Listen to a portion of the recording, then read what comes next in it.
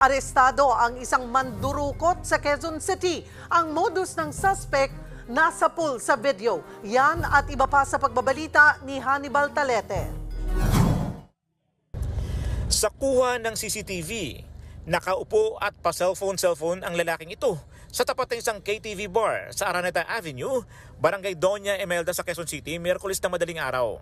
Maya-maya, may tumabi sa kanyang nakaputi habang ang isang nakaitim tila nakikiramdam sa pumunta sa likod ng lalaki. Nang tumayo siya, sinuksok niya sa bulsa ang cellphone at sumakay na ng motorsiklo. Pero ang isa sa mga lalaki, dinukot ang cellphone ng nakamotor sa tumakbo palayo. Yung customer na lalaki, papasok na po dapat siya sa bar. Tapos parang umupo lang siya. Tapos kausap niya yung isang nakaputi.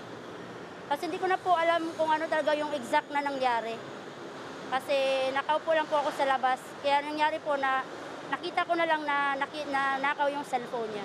Hindi lang daw cellphone ng mga parokyano ng KTV bar ang target ng mga kawatan. Kung minsan, mismo mga motor na nakaparada sa lugar. Kunwari, manglilimos, tapos pag nakatsyempo sila, nanakawin nila kung anong pwedeng nakawin. Katulad nung nakaraan, yung motor, naiwan yung susi, kukunin nila yon. Ayon sa barangay, notorious na kawatan sa kabilang lugar ang suspect. Kaya nagpatulong na sila sa mga pulis. Arestado ng lalaking tumangay ng cellphone.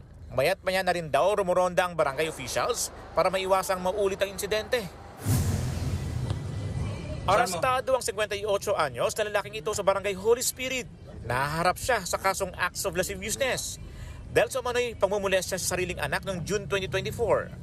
Simula noon, nagtago na raw ang suspect hanggang matuntun siya noong March 3. Pero heto lang masasabi niya sa kaso.